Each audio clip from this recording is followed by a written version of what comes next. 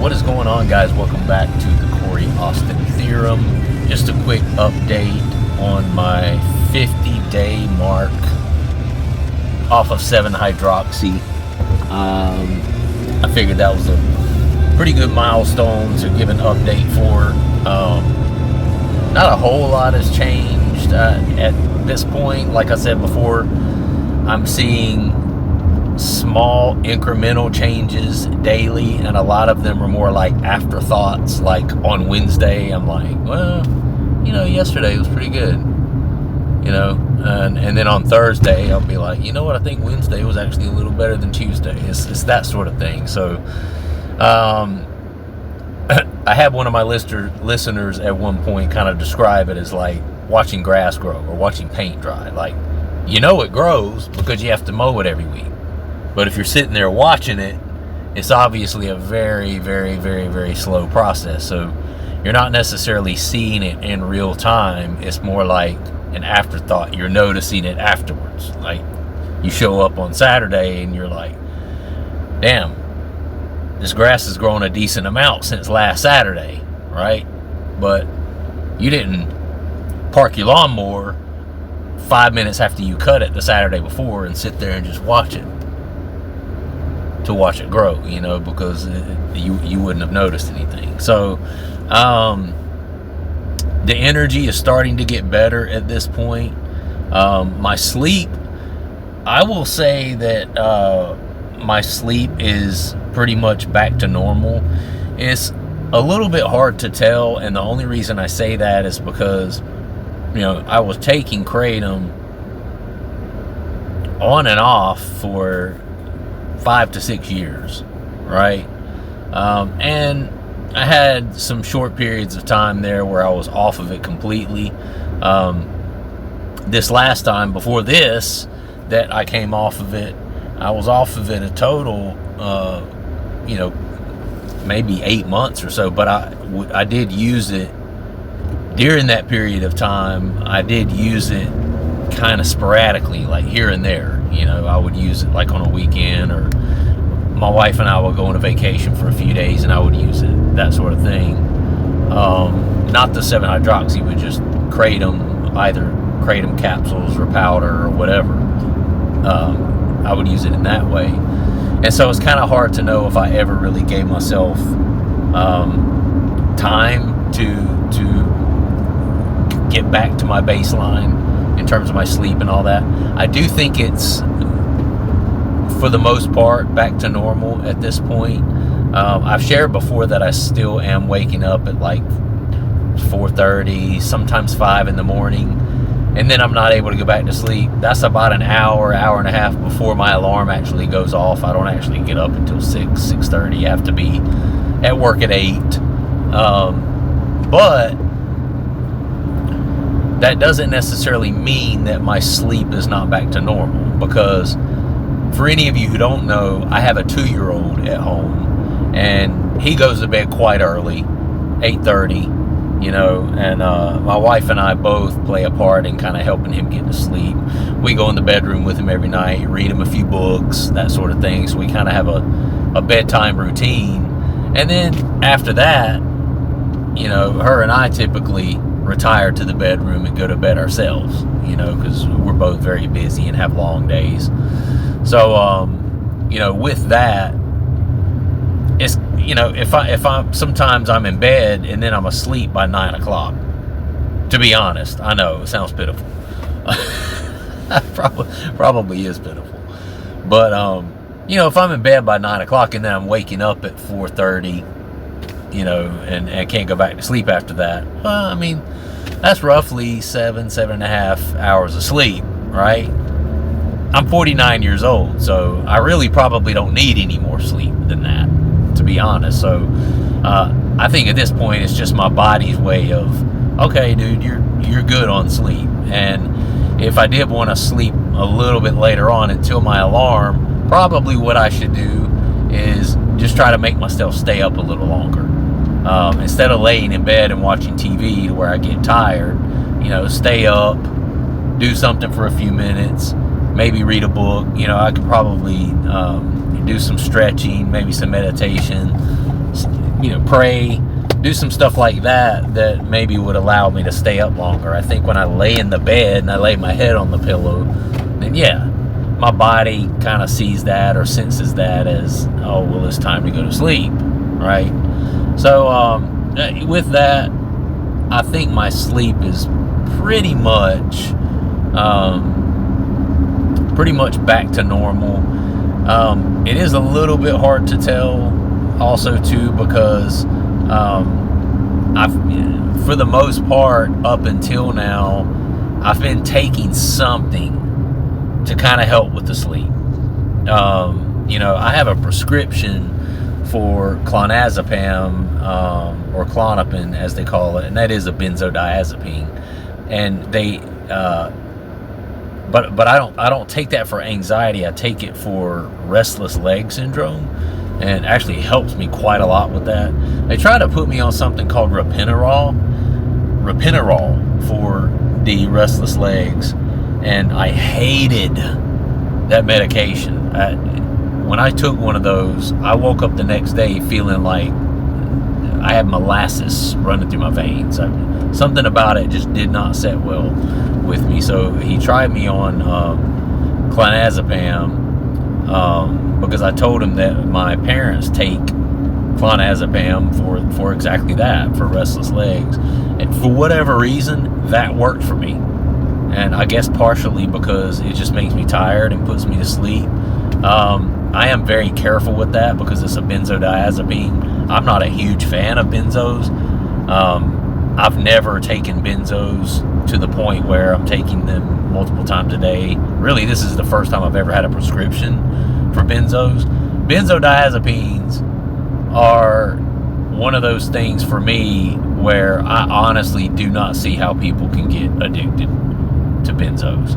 But that's not me throwing off on people who have gotten addicted to benzos. That's just me saying it does not set well with me in that way.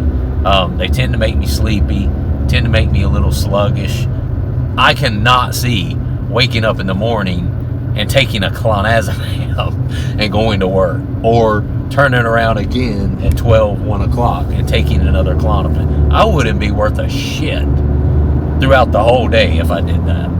So, I'm more of an energy type person. I've always been attracted to the substances that kind of give me energy, I guess, is a better way to put it. And obviously, benzodiazepines or diazepines do not do that for me. So, with that said, I do take those every once in a while, but I usually put at least a couple of days. There's been times where I've put even a week or more in between the times that I took them, and that's by design. I'm kind of doing that on purpose because it's only a small 0.5 milligram of Klonopin that I was prescribed. I get 30 of them a month, basically to take one at night for bed. So it's not like I'm taking these multiple times per day, and I'm also not even taking them every night. And there are times where I'll take one for a night, then I'll skip a night, then I'll take one, then I'll skip, that sort of thing.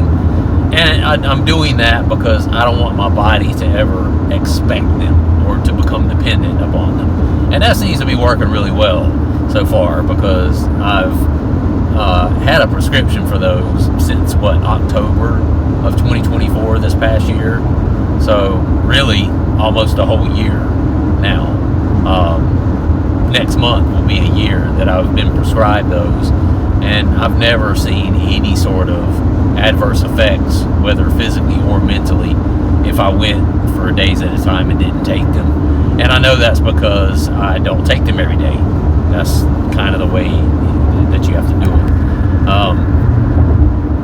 For people out there who have issues with benzodiazepines, they may not be able to control it in that way. And when I was in detox, they gave me certain comfort meds. Like one of those was gabapentin. One of the other ones was trazodone to help with sleep. And I don't ever take the gabapentin. I probably haven't taken gabapentin in a couple of weeks at this point. but I have taken the trazodone a couple of times, and that actually helped me sleep quite a lot too. But I will say earlier on in the process, only 2 weeks off, 3 weeks off, I would take the trazodone and the gabapentin and a Klonopin all in the same night, and I still wouldn't be able to sleep, because that's how severe the withdrawals were, right? At this point, I'm taking one of, I'm taking maybe one of the three, and I'm sleeping pretty well. So I think what I'm going to start doing soon, I think I can probably just not take anything like that, and probably going to try to take just maybe some, magnesium. Might try to take like a magnesium supplement when I lay down, and see if that helps me. That way I can just use the clonazepam,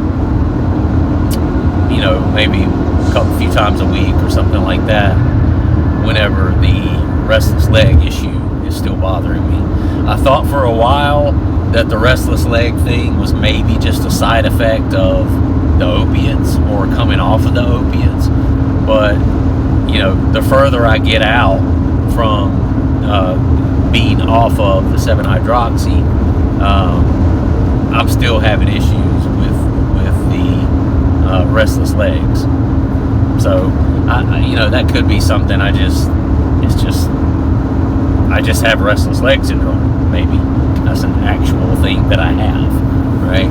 It's always hard to tell when you're on substances regularly whether some condition that you might be complaining of is really just an adverse reaction or a side effect of abusing a substance like 7-hydroxy, right? Or kratom. You never know.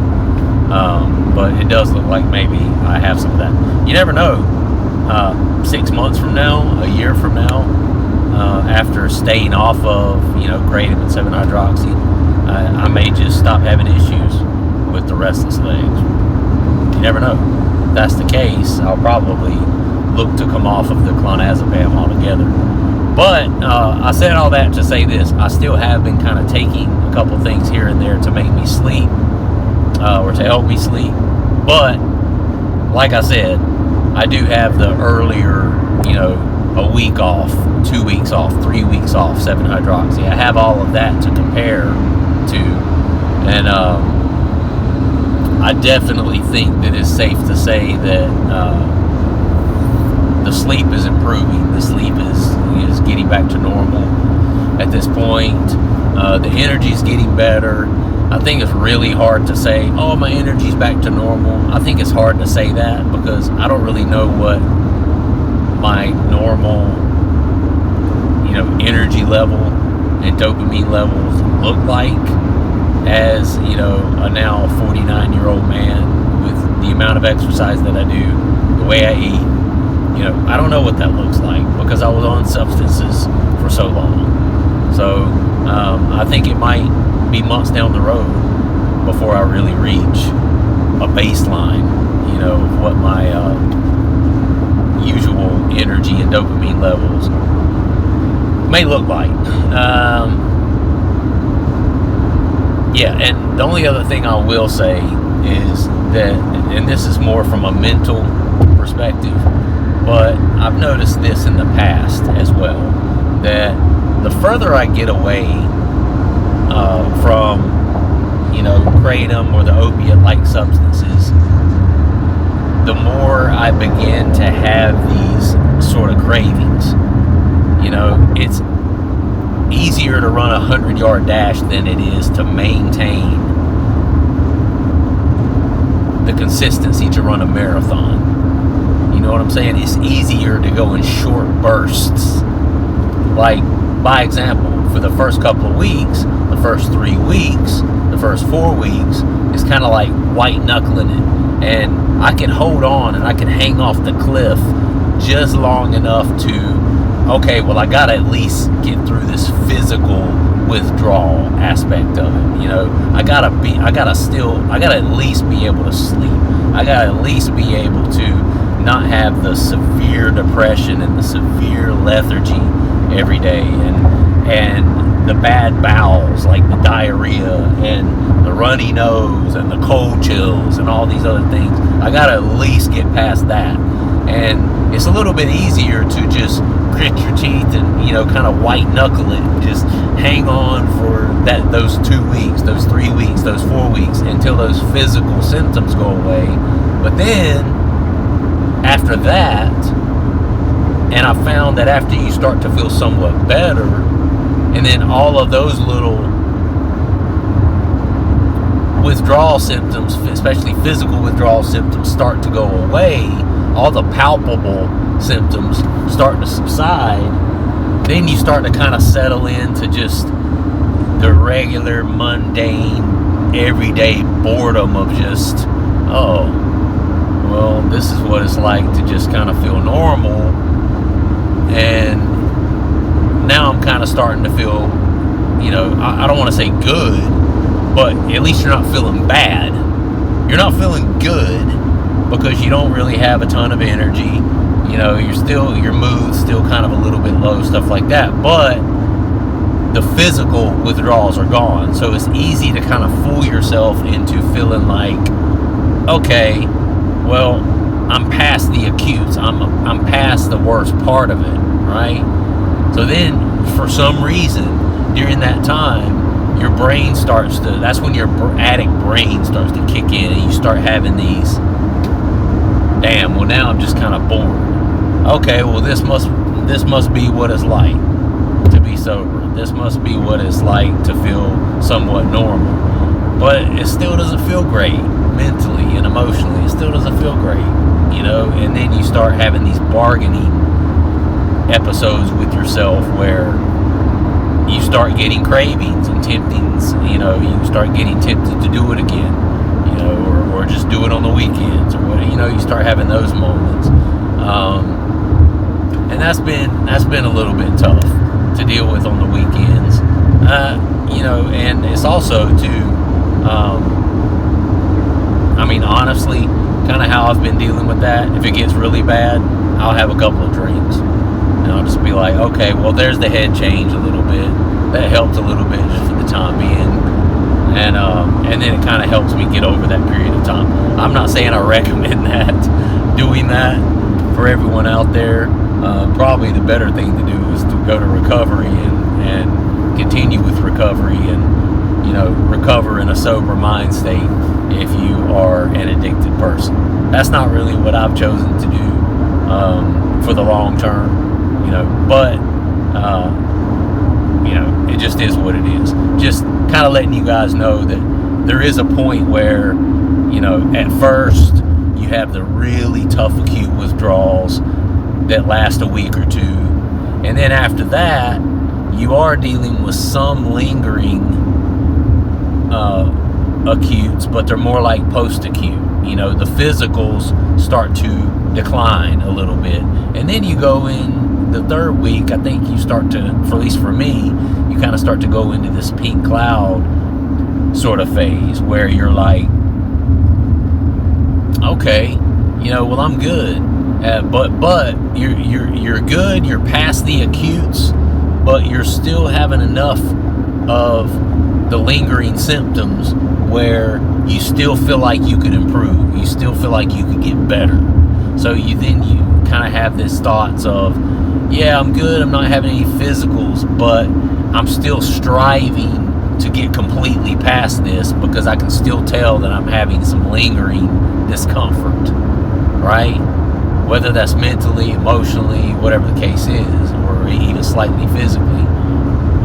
But then you get to a point where all of the physicals go away, and then your sleep kind of starts to return to normal. You start noticing that you're feeling somewhat normal, at least most of the time, in terms of your energy, and not really noticing a lot of lethargy and stuff like that. That's when you have to watch out. That's when you have to be careful, and that's when you have to be on your P's and Q's.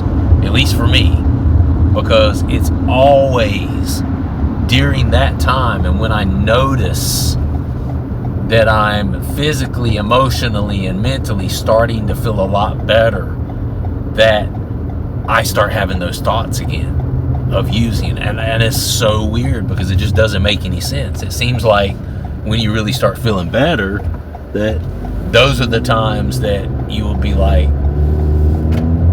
okay, I should remember this feeling and remember that, okay, I'm completely sober right now and I'm starting to feel better. Let's stick with that. No, for some reason, that's when the addict, lizard brain starts to kick in, and you're just like, this is boring. This is mundane. This is my everyday now, and that's tough. But anyway, yeah, that's kind of where I'm at. That's my experience so far. I just wanted to do an update with you guys. By the time you hear this, it'll actually be 51 days. By the time you're watching this, because I won't get this video out until tomorrow. But today is my 50th day, and I wanted to kind of give you guys an update on how I'm doing. So if you enjoy this sort of content, somebody giving their real experience on this sort of thing, like the video, comment down below. Please do subscribe to the channel. It really helps the algorithm. And yeah, it's much appreciated. I will see you guys on the next video. Thanks so much for watching. All right, peace.